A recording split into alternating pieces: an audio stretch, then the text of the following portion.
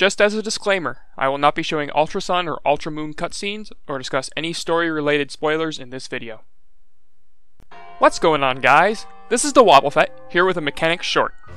Throughout Generation 7's story, you fight various Totem Pokemon as part of your trials. In Ultra Sun and Ultra Moon, some of these Totem Pokemon are obtainable, and some can even be traded to the original Sun and Moon. In this video, we'll be exploring the implications this has with Totem Pokemon legality in VGC 17 and VGC 18. Totem Pokemon aren't all that different from their regular counterparts. They don't have any difference in their stats, for example. The most notable differences are aesthetics and weight differences, which could possibly affect moves like Skydrop and Heavy Slam. To unlock Totem Pokemon, you must acquire Totem stickers throughout Pokemon Ultra Sun and Ultra Moon, in a similar manner to collecting Zygarde cells in regular Sun and Moon. Once you have enough stickers, you can receive various totems from Professor Oak in the beach on Hee Hee City, depending on what version of the game you're playing. This video is not a guide to collecting these totem stickers, so if you're looking to find stickers you're missing, check out other guides like Duncan Knee Deeps, which I've left in the description below. Totem Pokemon are gift Pokemon, which notably means that they are locked into 3 guaranteed 31 IVs, and as a result cannot have hidden power fighting. Additionally, Totem Pokemon are shiny locked. Totem Pokemon can breed, but they don't pass down their totem form status, which means that totem forms are only obtainable as gift Pokemon from Professor Oak. As an extension of that, Totem Pokemon cannot have egg moves, so Totem Mimikyu couldn't have Destiny Bond, and Totem Salazzle couldn't have Fake Out, for example.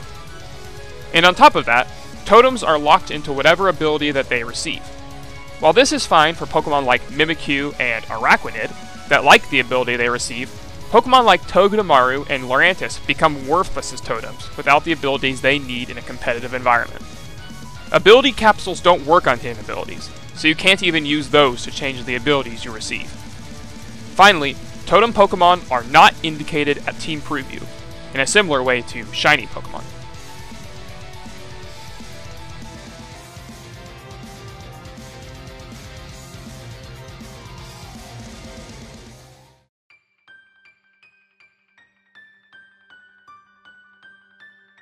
So with all the downsides, is there ever a reason to use totems in competitive play?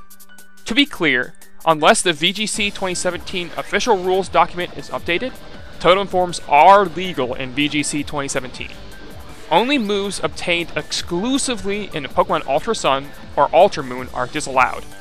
I recently won a Premier Challenge with Totem Mimikyu, for example. In the description below, there's a link to a Google spreadsheet I created that documents how the changes to a Totem Pokemon's weight affects if a Pokemon can be picked up with Skydrop, and the base power changes from Low Kick, Grass Knot, and Heavy Slam from some of its viable VGC 17 users. Just from this data alone, there really isn't a reason to use a legal Totem Pokemon in VGC 17, except for Totem Kommo-o, which is immune to Skydrop and wants to use Overcoat anyways. Still, Kommo-o isn't really a big threat in VGC 17. With my example of Totem Mimikyu, all I was doing from a purely competitive standpoint was letting my opponents know I couldn't have Destiny Bond. Of course, I was also using it for a bit of fun, and you could potentially psych out people who think that totems get extra stats like Gorgeister or something. However, I do think that Araquanid could be a relevant totem form in VGC 2018, thanks to its immunity to Skydrop. This would let Araquanid with Wide Guard wall a Mega Aerodactyl that only knew Rock Slide and Skydrop, for example. However, this comes at the cost of Low Kick going from 80 base power to 120 base power, which, despite Araquanid's resistance to fighting, is a notable increase in damage. From a practical standpoint, it really just depends on which is more popular in the metagame, Skydrop or Low Kick. And that's all assuming Araquanid will be any good in VGC 18 anyway. Mimikyu and Vikavolt's totem forms also aren't terrible enough that you could probably justify running them, but it does leak information without any significant reward. Again, Totem Kommo-o is actually superior to regular Kommo-o, assuming you want Overcoat as your ability.